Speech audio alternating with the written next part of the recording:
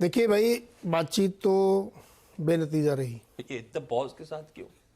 मैं बहुत उम्मीद में था कि बातचीत हो जानी चाहिए थी। हाँ। दरअसल वो अभी चल रही थी थोड़ी देर पहले तक। हाँ, थोड़ी देर पहले ब्रेकिंग न्यूज के तौर पे आ रही थी। हाँ, तो कुछ नहीं हुआ, वही ढाक के 3 बार डिस्कशन हो ही नहीं पा रहा है। तो जब मैं घर से निकला था तो मुझे लगा था कुछ तो आ जाएगा, कुछ तो आ जाएगा, लेकिन कुछ नहीं आया। फाइनली वो बाइडेन साहब की उनकी मीटिंग बेनतीजा रही और डेट सीलिंग को लेकर के। और अब वित्त मंत्री जेनेट येलेन जी बहुत परेशान है। वो कह रहे हैं हाईली लाइकली है। अब आज 23 तारीख हो गई, 7 दिन ही तो बचे हैं कि 1 तारीख को पैसा नहीं बचेगा सरकार के पास। तो ये एक बड़ा कंसर्न। अब ये देखते हैं फ्यूचर्स मार्केट में क्या इम्पैक्ट करता है। तो एक तो ये, कल एक और बड़ी घटना हुई। एक समय S&P 500 में बहुत तेजी से गिरावट आई क्योंकि वो एक फर्जी इमेज पेश की गई कि पेंटागन के पास एक बम विस्फोट हुआ है। कहाँ पे आई है? कल शाम को सारे मीडिया चैनल में, दुनिया भर के मीडिया चैनल में चल रही थी और वो फर्जी थी, AI जनरेटेड इमेज थी। से आवाज नहीं चलाई थी। हम लोग जिम्मेदार चैनल, हाँ, जिम्मेदार चैनल, जनरल चैनलों पे चल रही थी। और मुझे लगा कि पता नहीं इससे मार्केट गिर जाए। मुझे तो लगा कि अब पेंटागन पे ही हमला हो रहा तो युद्ध होगा। क्या खबर क्या थी वो? खबर ये थी कि पेंटागन के पास एक विस्फोट की खबर। पेंटागन यूएस आर्म फोर्सेस का हेडक्वार्टर्स। यस। तो ये बहुत बड़ी अपने आप में खबर है, लेकिन यूएस तरफ से कोई रिएक्शन नहीं आ रहा था। दुनिया भर में इस खबर को बहुत लाइटली लिया जा रहा था, लेकिन सब जगह चल रही थी खबर। तो एक डर लग रहा था मुझे भी कि यार पता नहीं बड़ी खबर अगर हो गई तो पता नहीं क्या होगा। क्योंकि पेंटागन में हमला मतलब उनके ऊपर आप अपने हमला कर दो, या व्हाइट हाउस पे आप हमला कर दो, उसके आजू बाजू कर दो, जैसे पाकिस्तान के आर्मी हेडक्वार्टर्स पे। हाँ, जैसे नहीं उधर तो मतलब घुस गए थे लोग। हमला क्या हुआ, तो हमने सुना वहाँ मोर चोरी करके ले गए।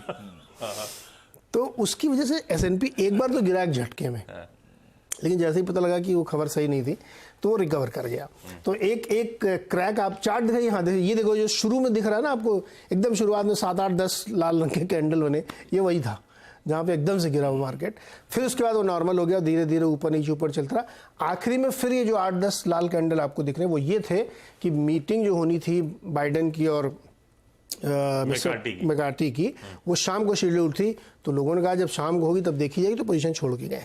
और फिर उसी रेंज में दिन भर मार्केट वहाँ पे ट्रेड करता था। तो एक तो बड़ी घटना ये हुई जिससे बहुत वहाँ पे लोगों को अब चिंता हो रही है कि अब की बार ऐसा क्या होगा कि ना हो। तो इसीलिए देखिए बॉन्ड यील्ड में तेज़ी आ गई, कंसर्न्स बढ़ते जा रहे हैं लगातार लोगों के। इस बीच फेड के जो 2 गवर्नर, उन्होंने अपना काम पूरा किया। क्या बोले? नील कस्कारी जी पता नहीं क्यों पिछले 3-4 दिन से बोले जा रहे हैं अल्टा सीधा। अब की बार उन्होंने बोला कि अगर मान लो स्किप भी करते, इसका ये मतलब नहीं है कि हमने अपना स्टैंड छोड़ दिया। लेकिन जो दूसरे सज्जन थे, बुलार्ड जो सेंट लुई वाले, उन्होंने कहा 2 हाइक और कम से कम इस साल 0.5% और ब्याज दर बढ़ाएंगे।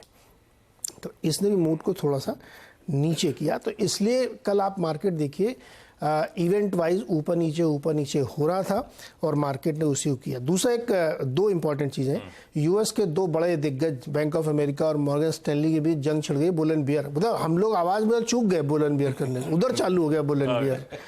मतलब मॉर्गन स्टैनली कह रहा है कि भाई साहब ये जो मार्केट की रैली है ना, ये दमदार नहीं है।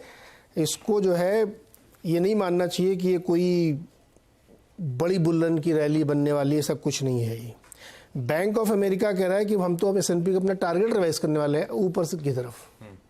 तो बुल एंड बियर वहाँ चल रहा है। आज मैं उसको डिटेल और निकालता हूँ, फिर हम लोग इधर अपना इंडिया का बुल एंड बियर मार्केट करेंगे।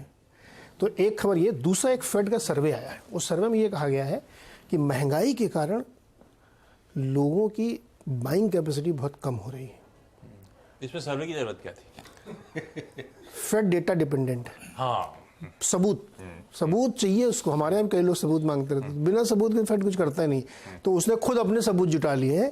तो इसलिए मुझे लगता है कि रेट वाला कम वाला सिस्टम थोड़ा सा डामाडोल है, क्योंकि फेड का अपना सबूत कह रहा है कि गड़बड़ है थोड़ा।